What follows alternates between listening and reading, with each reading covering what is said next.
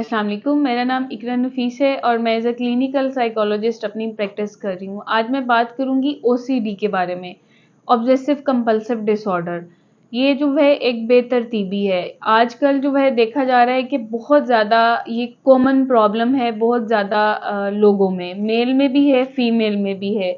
इसकी अलामात पे अगर मैं बात करूँ तो ये सब इंडिविजुअल्स की, सब लोगों की जो है एक दूसरे से डिफरेंट होती हैं।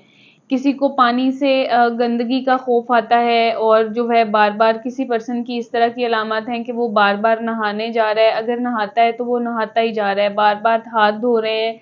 अगर आपने अपने घर का कोई भी काम किया है तो उसको बार बार चेक कर रहे हैं, जैसा कि ताला लगाया है तो उसको बार बार चेक करना, किचन में चूल्हा चल रहा है या नहीं चल रहा, इन चीज़ों को जो है बार बार करते हैं, एक ही काम को बार बार दोहराते हैं। हर पर्सन की ये जो प्रॉब्लम्स हैं ये दूसरे लोगों से थोड़ी डिफरेंट होती हैं, सबकी जो अलामात हैं वो एक दूसरे से डिफरेंट हैं। अगर हम इसकी इलाज पे बात करें कि इसको हम किस तरह से कम कर सकते हैं, with the help of medication. अगर तो बहुत ज़्यादा सिविरिटी पे है तो हम रिकमेंड करते हैं कि हम उनको साइकेट्रिस्ट से मेडिकेशन पे लेके जाएं और उनकी हम मदद करें।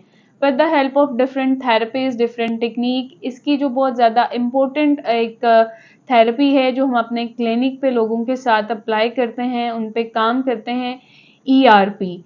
इसमें ऐसा होता है कि किसी भी पर्सन को अगर किसी गंदगी का खौफ है, बार बार उसको ख्यालात आ रहे हैं, पानी का है, किसी क्रीम का है या किसी भी चीज़ का है, जैसा कि मैं इस चेयर पे नहीं बैठूंगा, ये चेयर बहुत ज़्यादा गंदी है, इस तरह की जिनकी भी जो भी प्रॉब्लम्स हैं, तो हम उस पे ये जो थेरेपी है वो अप्लाई कर